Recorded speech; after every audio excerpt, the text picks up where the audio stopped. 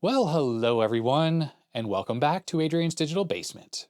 On today's video, I'm going to be talking about joysticks, specifically D-pads actually, because if you watch my channel regularly, you'll know that I love using D-pads with retro computers, and even though most people grew up using these types of joysticks, including myself, I really don't like these. They hurt my hand, they did when I was a kid, they still do today, especially now that I'm kind of old.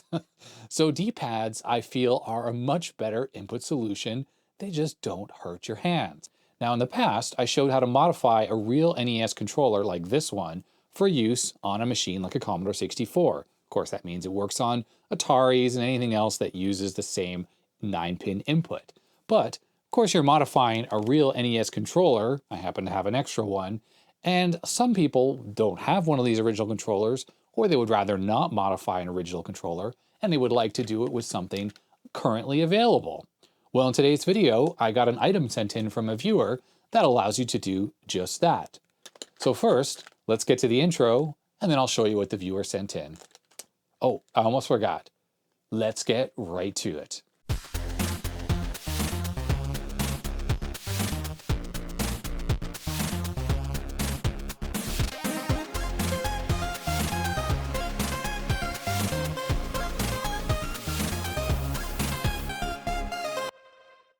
All right, a little package here. This one comes from, where is this from? All right, it took me a second to decipher this, but it comes from Denmark.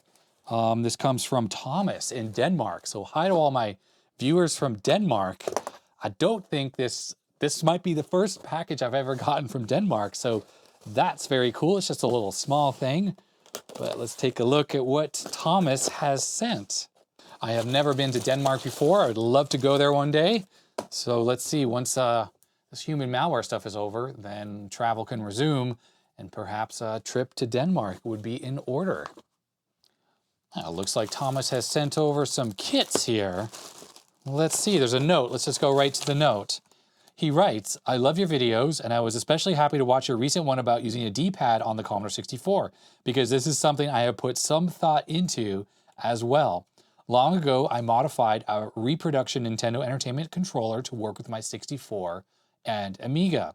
But to make it easier for others who don't know or want to cut the wires of the original NES controller or go through the cumbersome process of modifying the reproduction ones, because yes, if you've seen my video on modifying the original NES controller, it's really easy to attach the wires directly to the shift register. But on those reproduction ones, everything is surface mount with like a blob. So it's not easy. You have to cut traces and scratch solder mask off, and it's a lot more difficult to modify those. I've seen people's videos of that, but I have not done it myself.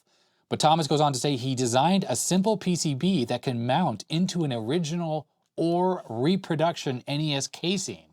Sorry, NES controller casing, not the console, but the controller itself.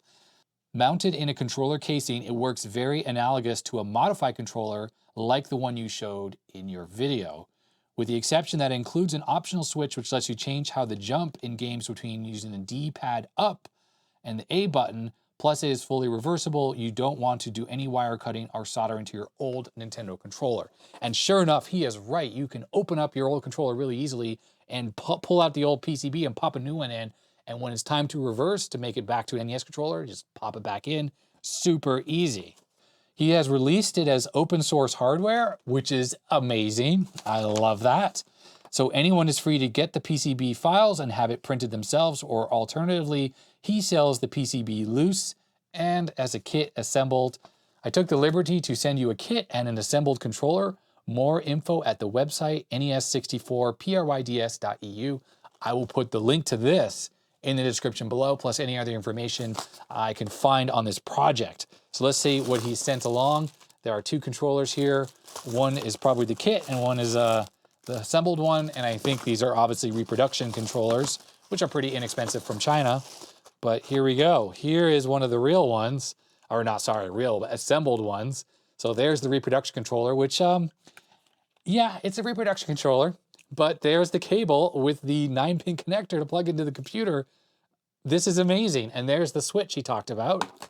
And this one is obviously the kit. So let's take a look at these on the bench. Let's take a look at one of the controllers Thomas has sent. This is a fully assembled kit. So he went ahead and bought one of these inexpensive controllers from AliExpress, eBay, Amazon, wherever. And then he put his PCB in there with this cable. So a couple observations. The cable that he includes, I assume this is included with the kit, is nice and soft. And I really like that because it's one of my pet peeves when the cable is too stiff. And that's actually one of the problems with my own controller. I ended up using the connector here off of one of those Atari flashback controllers. Notice that the connector says Atari. Now what I just don't like is, yeah, this cord is very stiff. And I know that's a really small nitpick, but I prefer softer cable. I don't know why that is. And this wire is nice and soft. And there's also a pretty good length here. I'd estimate that this is probably like 2 meters, 1.5 meters long. So it's a decent length. Although with a 64, you're always sitting pretty close because you're using a keyboard. So length is not a big deal. Well, especially with not just a 64, but any of these old retro computers. But if you're using this on an Atari 2600, for instance, a little more length might be appreciated. Now he's just using a standard 9-pin D-sub connector, and you may notice that he's actually gone ahead and chopped off the sides and then bent over the little metal piece, because I think he's done that because the controller ports are probably close enough that if you want to put two controllers next to each other, they might interfere with each other unless you do that. And looking up close to this controller, there's not a lot to report. I mean, this is just one of the very inexpensive clones. And there's the switch. So he's drilled a hole in the case where the switch protrudes. It actually sticks out a little bit. And that makes, I think, the A button jump, which is the same as pushing up. The feel of this cheap clone controller, not terrible. D-pad, yeah, this doesn't feel as nice as the real NES controller, that's for sure. But that has nothing to do with his PCB, the cable, or any of the kit parts. That's entirely due to the controller, which is something that was purchased and made in China. So quality will probably vary greatly from one to another. All right, so let's give this a little test. I have the 64 here, the ZIF 64. Plug this into joystick port 1. And I'm running a very simple joystick test program, which shows you port 1 and 2, and the center circle is the fire button. And I apologize, it's really dim. I wish this program were a little brighter. Maybe if someone can recommend a better joystick tester, send me a link to that, because this one works, but it's a little bland. Anyhow, let's just see. Up, down, left, right. That's working. Diagonal works fine. Start select, they don't do anything, which is expected. And then this button here is wired up to be the fire button. And this button right now doesn't appear to be doing anything, which is fine, actually, because that's what you'd expect. We flip the switch, though, into our setting, and there it is. Now, when I push this down, it's the up button.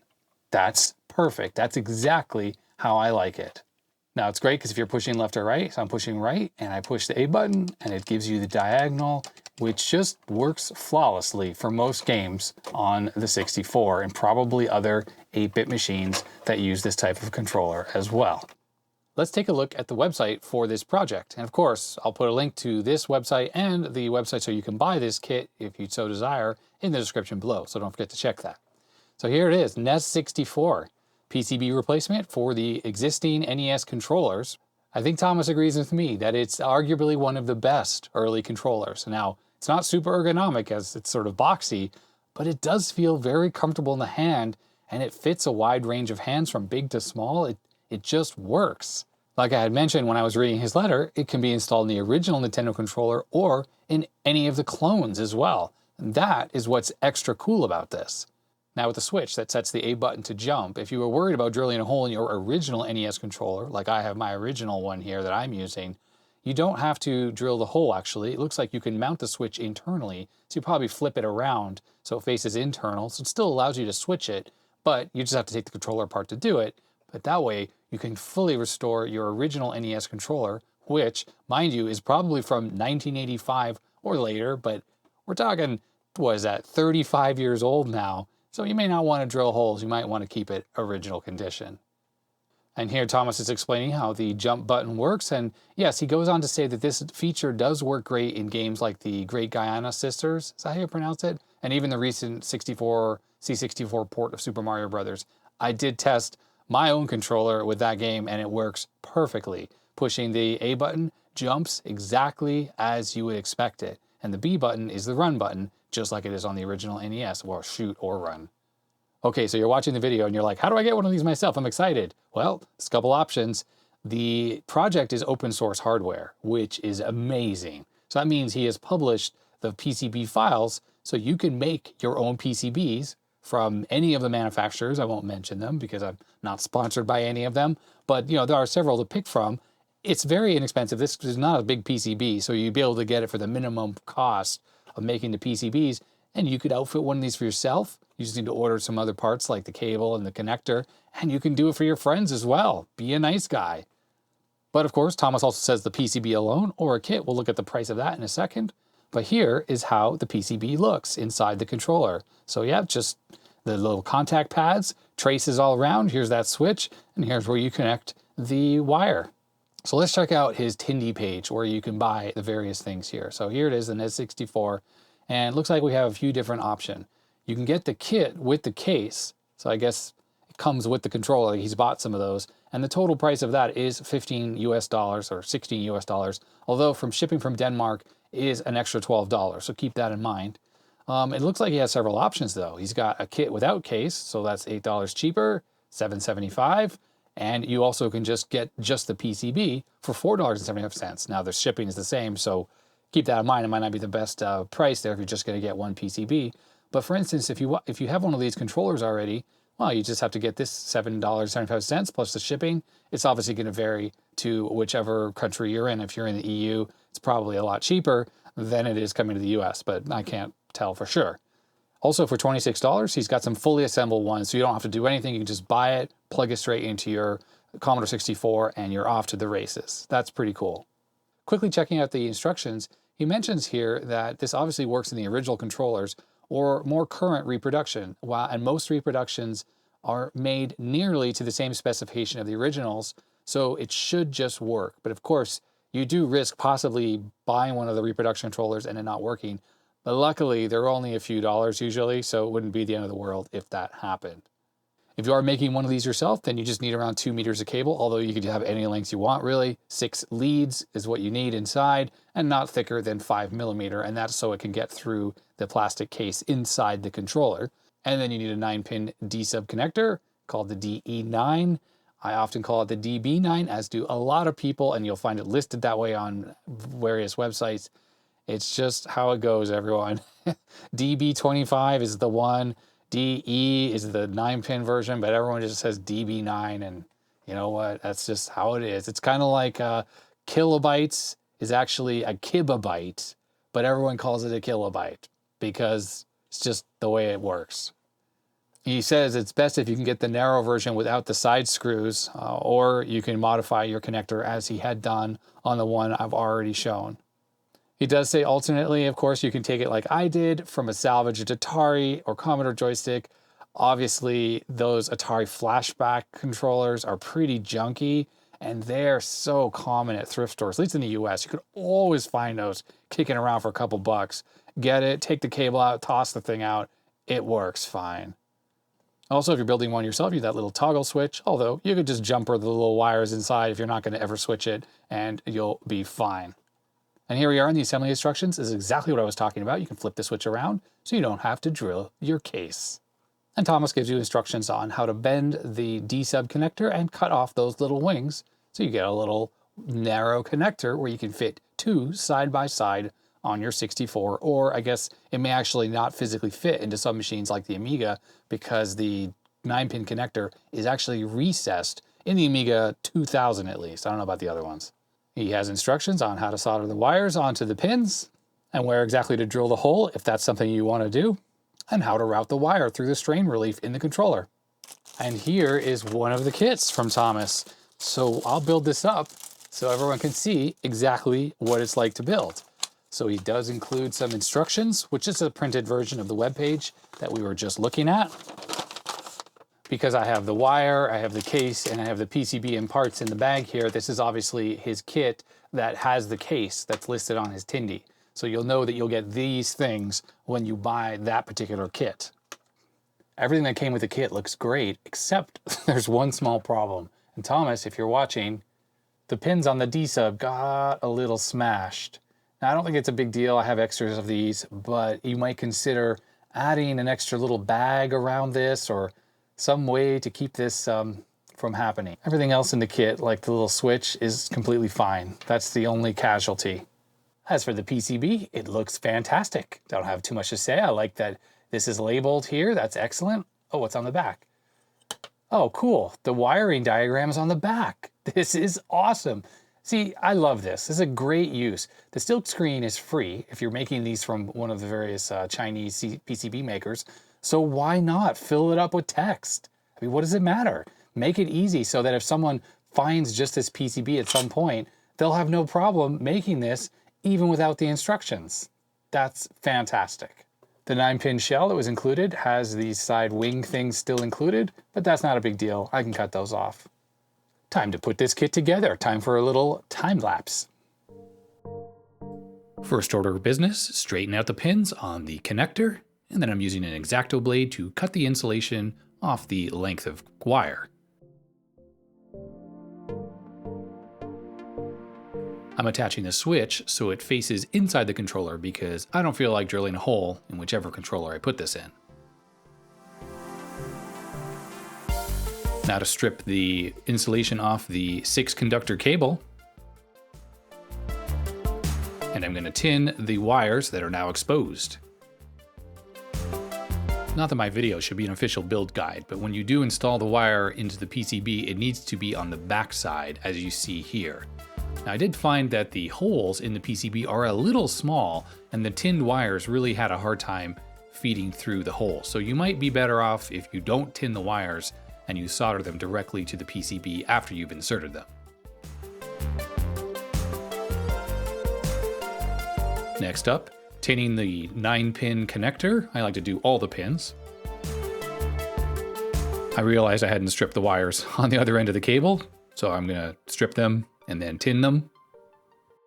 Thomas has included on the silkscreen markings a convenient diagram of the solder side of the connector, so you don't even need to refer to the instructions on how to install these wires onto the connector. It's extremely handy and a great use of that silkscreen. For cutting off the wings on the shell, I tried using an X-Acto knife and it just wasn't strong enough, so I used a utility knife and that worked fine.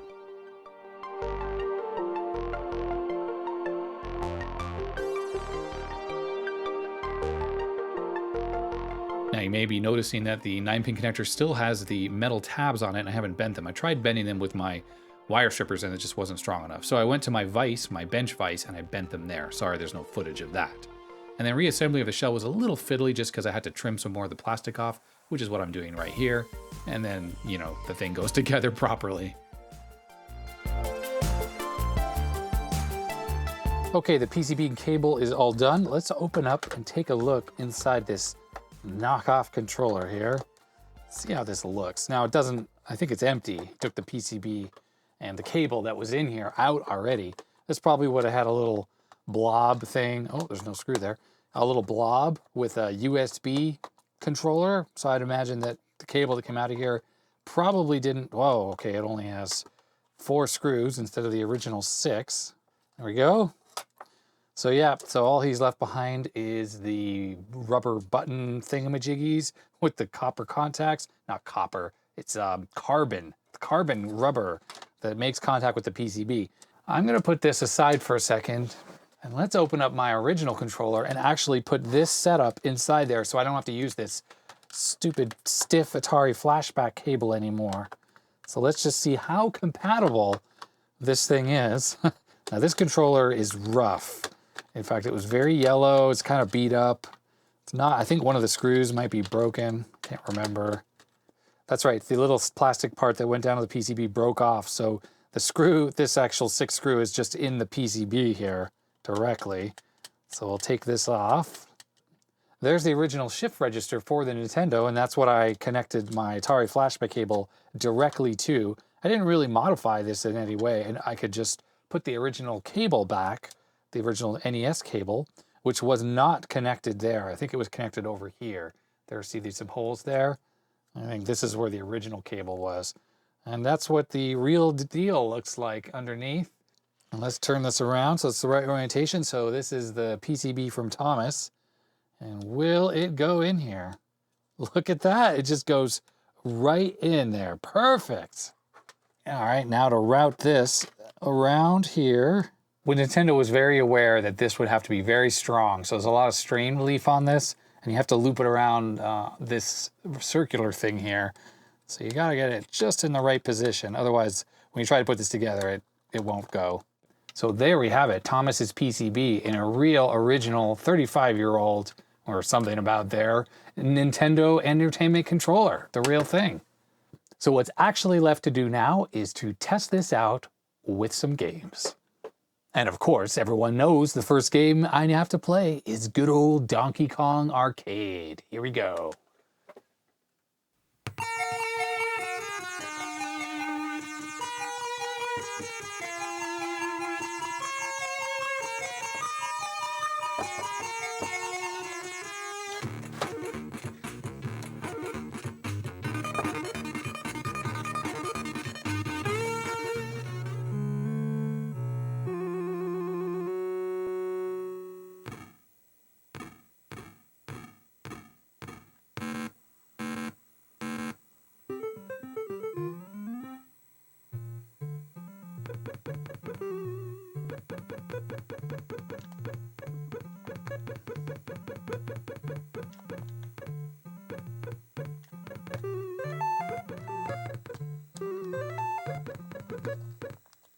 Ah!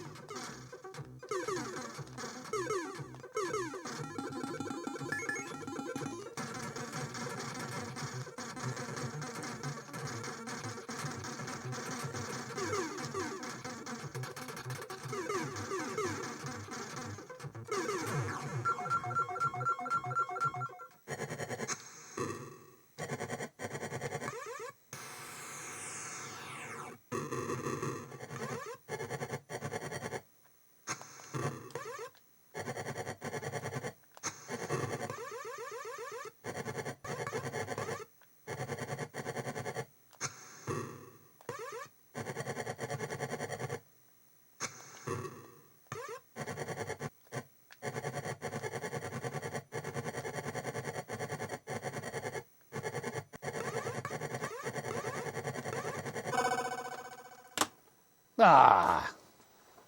So of course, my newly upgraded controller was working perfectly, and that has me really excited. I love that kits like this exist, and it's open source hardware, so you can go ahead and have your own PCBs made if you want, or you buy the kit from Thomas in Denmark if you want. You'll have lots of options, and it's really easy and inexpensive to get yourself a controller for your 8-bit computer that won't hurt your hand. I just love that. That is so cool.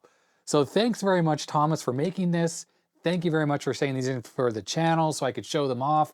And it's really cool. I'm actually kind of happy to upgrade my controller. It obviously works the same way it did before with the original one, but now I have a nicer cable. And I could, of course, made a cable myself too. But I wanted to show that his kit works in both the clone controller cases and the real thing.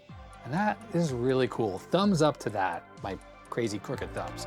Anyhow, so that's going to be it. I hope you enjoyed this video. If you did, you know what to do. And if you didn't, you know what to do. And thanks to all the viewers who send in stuff for mail call. I really appreciate it. Put your comments and your questions and whatever else in the section below if you feel like it. And that's going to be it. Stay healthy, stay safe, and I'll see you next time. Goodbye. I'm waving with controllers.